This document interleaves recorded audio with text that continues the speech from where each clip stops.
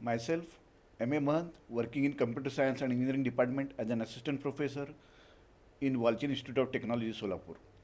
Today we are going to discuss the topic Waterfall Software Development Model in Software Engineering.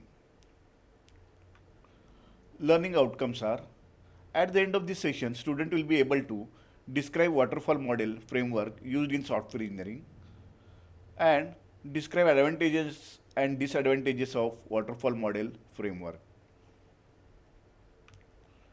First, we are going to see the introduction of this waterfall model.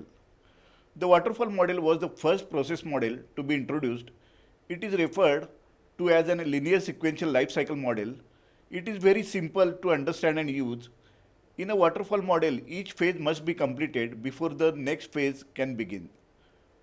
The waterfall model is the easiest and earliest SDLC approach that was used for software development.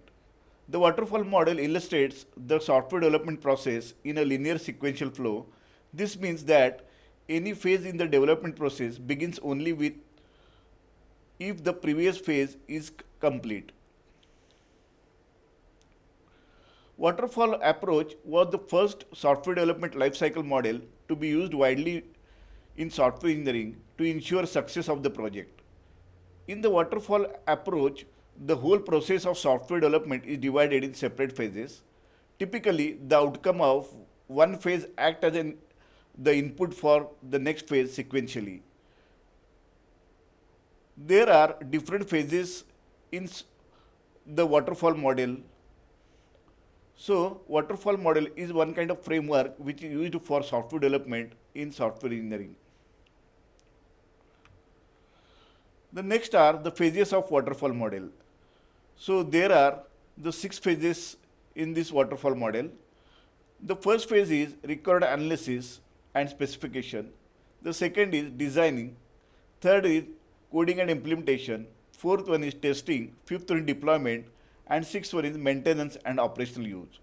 Now we are going to see all the phases one by one. Here the diagram of the waterfall model used in the software engineering. So this is the diagram of waterfall model. Here in this diagram, the first is the system feasibility study can be made, in which the desired project is feasible or not, that can be decided in this phase. So feasibility report is the output of this phase. The feasibility means what? For the given problem, there is solution is available, hardware and software are available, and there is different resources are available for developing this project. So this feasibility report is the input to the next phase, that is required analysis and specification. In required analysis specification, all the clients or customers requirements are gathered by using some method like interviews and questionnaire. Then one SRS is produced, that is software required specification document, in which all the customer requirements are specified, and this can be done in required analysis and specification. So the output of required analysis specification phase is the requirement document, that is SRS. So the SRS is input to the next phase, that is system design phase. In this phase, the different designs are made, just like a low level design, high level design, architectural designs are made in this phase. The output of this phase is system design. The detailed design report is out of this phase, and that document is given as a detailed design document to the input to the next phase. So detailed design document input to the next coding phase, and in coding phase, all the design documents are converted into number of programs, that is the GUI program, database program, or system level programs, and the number of programs are integrated together, and this can be given as an input to the next phase, that is testing phase. In testing and implementation phase, the coded programs are input to this phase, and output of this phase is nothing but the test case, test plan, test reports, and these errorless programs are output of this phase. So the software which is totally 100% error free is the output of this phase, and finally the implementation can be done, and the installation can be done. So here in installation, you have to install that software at the client side. In the installation report is the output of this phase, and the test reports are input to this phase, and output of this phase is installation reports. And finally, at the client side, the software is installed, and different users of that different departments of that organization are starts using that software. That's why last phase is operational use and maintenance. So this is the whole working of the waterfall model used in software engineering. So in software engineering, the first phase is requirement gathering and analysis. All possible requirements of the system to be developed are captured in this phase and documented in the requirement specification document. SRS means software requirement specification document, in which all customer requirements are documented. In the SRS document, all the customer requirements are specified. The people who are doing this job in this phase are called as analysts. So from the software development office, the people who are collecting the data from the customer, they are called as a analysts. The next phase is system design phase. In this phase, the required specification from the first phase are studied in this phase, and the system design is prepared. This design helps in specifying hardware and system requirements and helps in defining the overall system architecture. So in the system design, whole SRS requirements can be converted into the different types of designs. Just different UML diagrams can be drawn for the system design. UML means Unified Modeling Language. Here the class diagram, object diagram, sequence diagram, activity diagrams, so data flow diagrams, entity relationship diagrams. So different UML diagrams can be drawn in the system design. So these there are three types of design. One is architectural design, in which you can decide whether your system is a two-tier architecture or three-tier architecture or multi-tier architecture. Then is low-level design, in which you can make the system that is a block diagram of your input, process and output. That is low-level design. In the high-level design and detailed design, you have to draw all the UML diagram.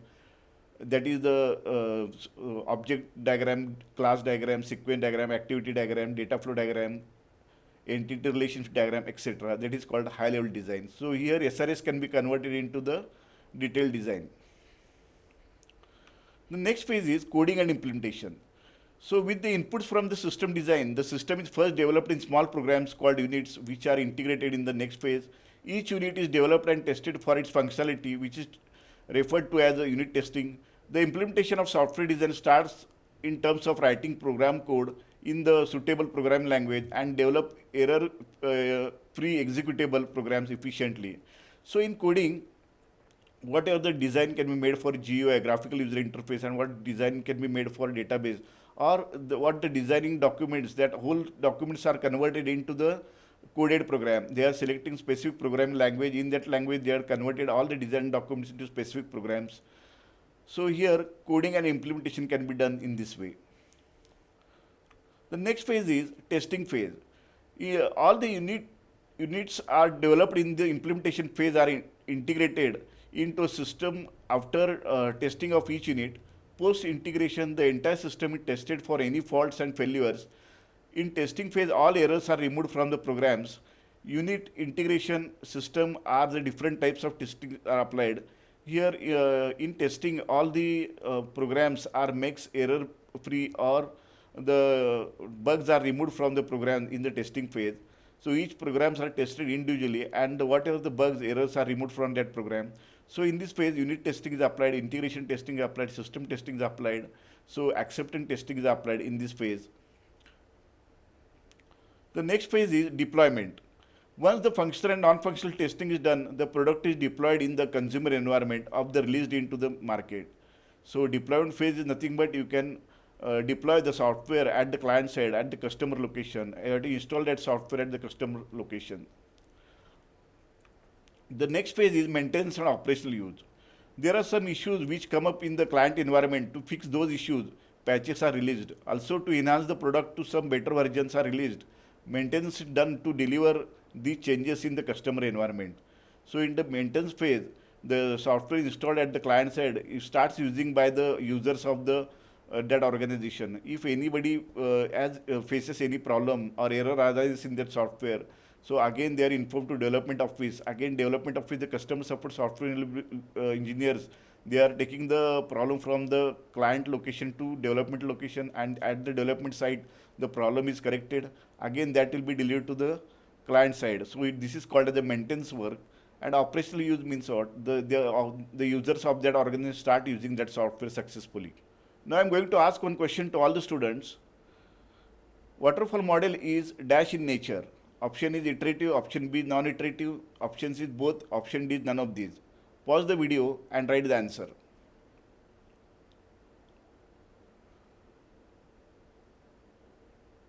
The correct answer is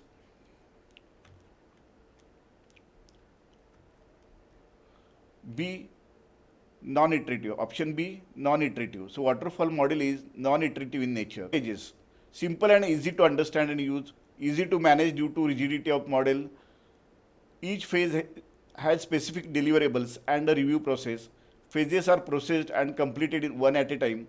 Clearly defined stages, well understood milestones, easy to arrange tasks, process and results are well documented. Disadvantages: no working software is produced until late during the life cycle, high amount of risk and uncertainty, not a good model for complex and object-oriented projects, poor model for long ongoing projects, it is difficult to measure progress within the stages, cannot accommodate changing requirements, adjust scope during the life cycle, can end a project, integration is done as a big bang, doesn't allow identifying any technological or business bottleneck or changes early. These are the references. Thank you.